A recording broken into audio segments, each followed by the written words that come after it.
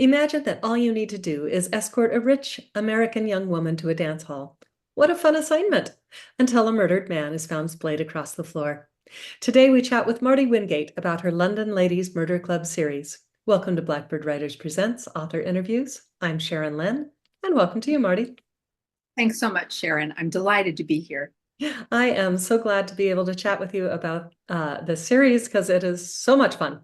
Uh, and so I'm just going to kind of jump right into your main character works at the Useful Women Agency, which I love. And how did you come about with this idea? Well, it's based on the actual Useful Women Agency, which was at 48 Dover Street in London, just off Piccadilly, where I have it in my book, in the early 20s, all the way into the 30s. I happened to run across a mention of it when I was reading a book about a group of women who nonfiction book, a group of women who raised money for the National Trust in the late 20s and 30s. And just because they wanted something to do. And so one of the women worked for the Useful Women Agency. That led me to looking up what I could, which is Mhm. not much about women. It's a delightful idea. I love to know that it's actually true. That's awesome. So what in addition to her official Mabel, your main character, in addition to Mabel's official job as a useful woman, she also has like an unofficial club that solves mysteries. How do you weave the two together? Well, it happens by the end of the first book, and Useful Women, Miss Carr, Miss Lillian Carr, the real Miss Lillian Carr, had booklet number 8 that listed all of the different jobs useful women could do. And it was sort of the temp agency of the time. In the early 20s, it was a time when not everyone, even if you could afford it, could get hold of the proper staff, in large houses. So useful women could do everything from polishing silver to choosing a menu to giving a talk at a horticultural club to escorting visitors around town. They could do anything. And when I happened across the Useful Women and I saw that this whole list of 99 things useful women can do, at the very bottom of the list was private investigations. So that's when I told my agent, and she said, "Whoa, okay." So Mabel doesn't start out as a private investigator, a lady detective. But by the end of the first book, when she has indeed helped solve murders, she it's officially, Miss Carr calls it the Private Investigations Division of Useful Women. In her head, Mabel calls it the London Ladies Murder Club because she uses useful women who are on the list if they could perform a particular job for her. But she also has a couple of friends in the building where her flat is. They're up on the next floor. They help her. And then she meets a fellow on the second floor. He's on the first floor. She's on the second floor. We must remember the floors in England.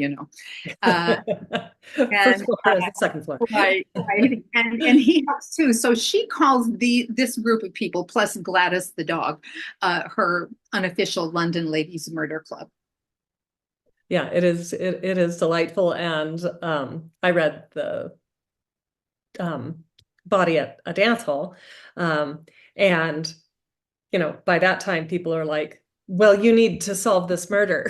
So Right, she yeah. progresses and the reputation progresses quite nicely. And so this kind of brings me to one of my other questions, which is your research and how you do it. And I love that you actually found the real place and the real lady and her booklets, because all of that is just little tidbits of delightfulness within the books. So how do you go about your research? Well, I found it. First of all, let me backtrack. Research is fun. We know that. Even if it's modern day research, we love research. And I one of the most valuable tools I have for writing about, because I'm not British and I live in the Pacific Northwest. Uh, I want to get things right. I want to get the language right. And for a historical, I don't want to get ahead of myself with the language. Mhm. I want to use slang words in the early 20s that weren't used until the Second World War, when the Australians came over, and they were the ones that introduced a lot of slang. So my go-to research tool is the Oxford English Dictionary, because you can look up a word or a phrase and it'll tell you. You can tell from when it enters, when the first example of its use enters the dictionary. Now, I don't think I'm fudging. I think we all understand that by the time a dictionary lists it, that word's been around a little bit. So I can use words that could have popped up in the First World War Mhm.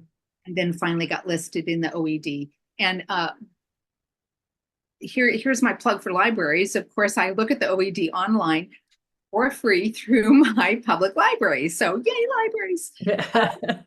So that's great. Also, I think these are equal. I subscribe to the British Newspaper Archive from the British Library, and they are constantly adding pages to, I don't even know how many newspapers in England and Scotland and Wales and Northern Ireland and in Ireland too, I think.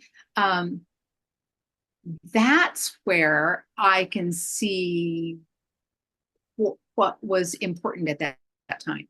Mhm. Now, for example, all I had to do was go into the British Newspaper Archive and put in the word camisole, because I was thinking, did they use the word camisole then? And all these ads for ladies' camisoles. And then, of course, I start reading the page and I see all these other articles around it giving me ideas about all sorts of things. So those are my two favorite That research. that is absolutely awesome. I to keep my sister and me from fighting when we were teenagers, my mom put a dictionary on the dining room table and we would just read the dictionary. So I love that the Oxford Dictionary is one of your go-tos. So why did you decide to choose the 1920s?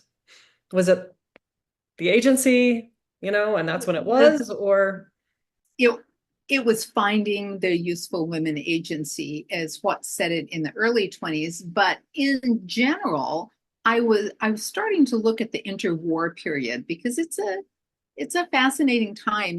There's still recovery from the First World War. This is in 1921. The first book opens in Mhm. 1921. And but then there's a growing excitement and freedom.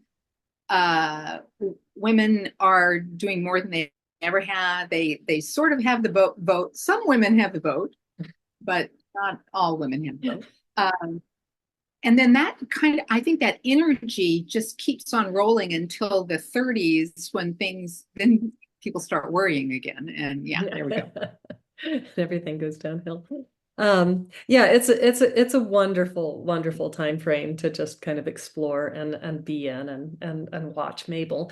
And Mabel is just she's smart and she's independent and she's useful and, and she's just so much fun to be with. And I was kind of wondering if she was inspired by anyone in particular.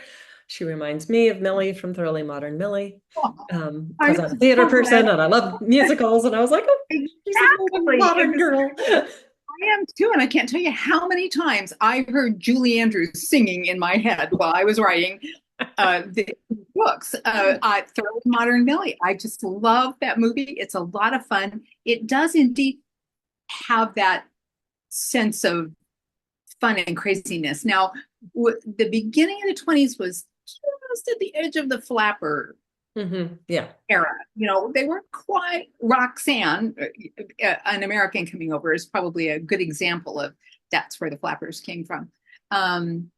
But yeah, that definitely Thoroughly Modern Millie. I also have to say get a lot from Jeeves and Wooster, and either reading P.G. Wodehouse or watching Hugh Laurie and Stephen Fry in the old TV show, So much because fun. it's perfect. I mean, I see Jeeves in there making tea on this little rickety, stove with two burners and that's the kind of stove that Mabel has in her flat. And also Map and Lucia. Map and Lucia stories by E.F. Benson are set in Rye, which is very close to where Mabel is from. She's from Peasmarsh, the village of Peasmarsh in Sussex. And the Map and Lucia books, and there are also TV shows made from them, are great fun, really fun, and set in the 20s. I've never heard of those, so Oh, you've got a I lot of have a new show. this is wonderful. You're going to love them. Oh, that sounds like fun. So another one of your characters is Roxy, the young American rich woman who Yeah. Mabel needs to chaperone, essentially. And she is just this bundle of contradictions. She's really spoiled, but she's also really kind. And she's straightforward, but also devious. In other words, she's like a 17-year-old girl. So I was wondering if you had any inspirations for her. All of us in general. Yeah. I think probably. I mean, with Roxy, she did grow up with wealth. She she is so unsure of herself, and so often that comes out in anger.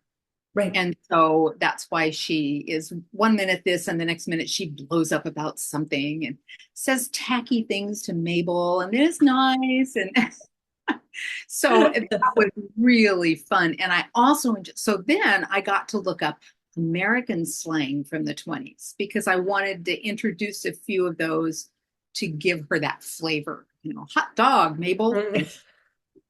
Yeah, no, she is wonderful. And just if you've ever been a teenage girl or had one, that's it. Just like this. Oh, she's delightful. Oh no, she's evil. Um, The fact that she's screaming her head off when Mabel comes to the door the first time is sort of, that's your cue. right. That's your clue. Yeah.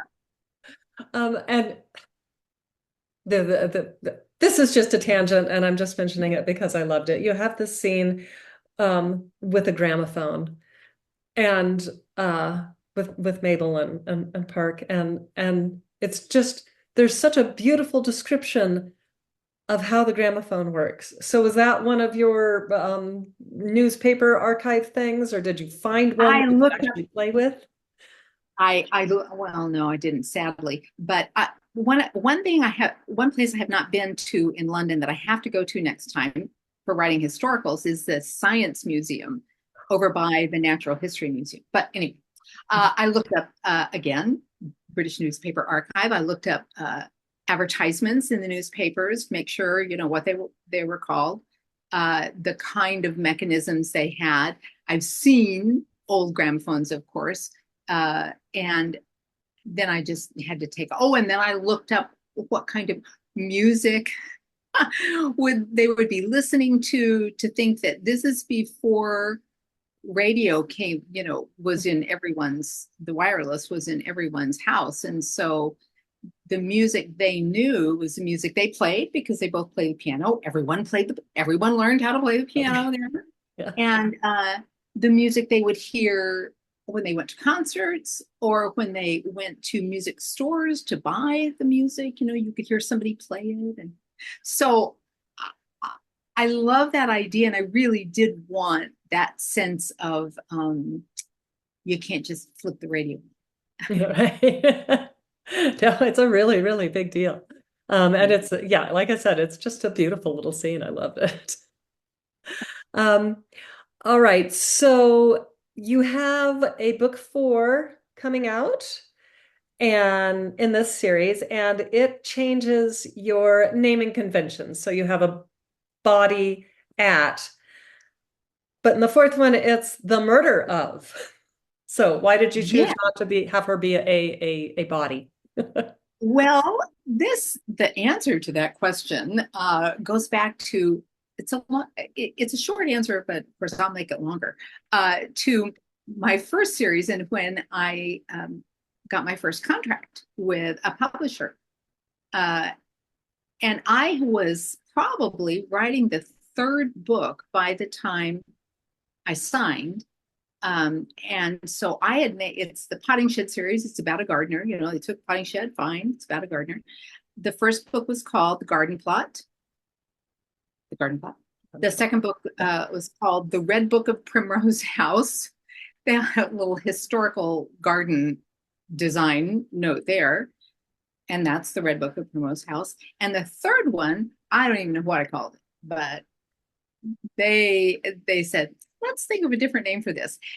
And from that moment on, I rarely have a title that someone will use. And this is what happens. And you have probably heard this too, Sharon. I had my agent said to me once early on, the book is yours to write. That's your story.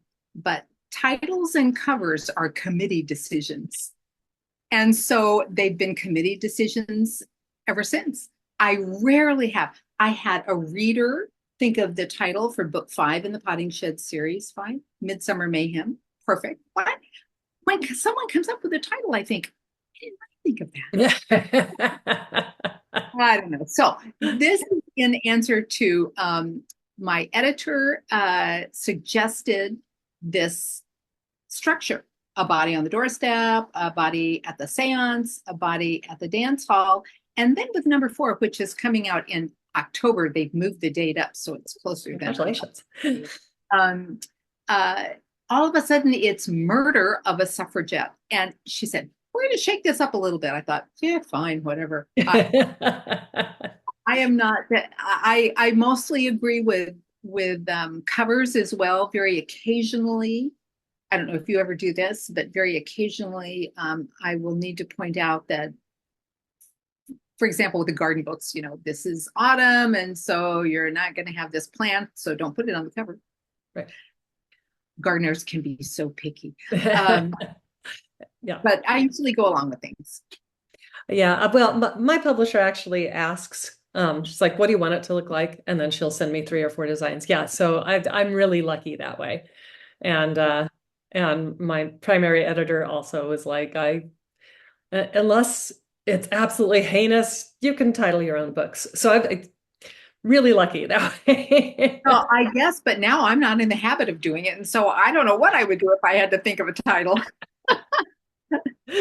Go back to the beta readers. They always come up with better ones. Right. And I absolutely love the covers for your dance, or not dance hall, but that whole series.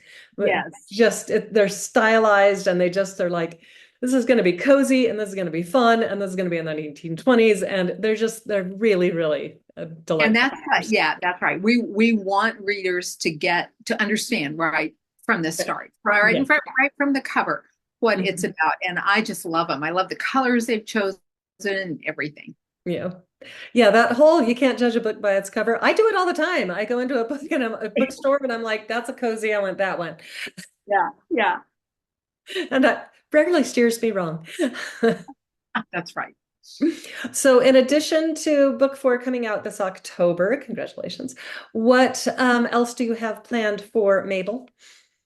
Well, so this was a 4-book contract. So at the moment, I don't know what might be up for Mabel, but this is my 4th series. And tell us a little bit about your series. Well, I could always think of a storyline for any one more book in any of those series. So I have ideas. My first series and my second series, which started coming out in 2014, have been re-released now by Jaffe Books, and I'm so thrilled. So they're in ebook and in print. They were never in print before, and audio. The same audio. The readers, fabulous, both readers. So the first series is the Potting Shed books about an American gardener who moves to England. Her mother was British, and so she feels this tie with it. And I had great fun with that. There are 8 books in that, and short story, Christmas short story.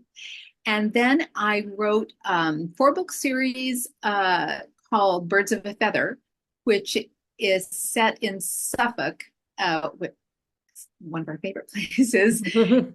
And this is funny because I chose a particular village in Suffolk as inspiration, but I renamed it. I don't often do that, but I did in this case. I renamed it.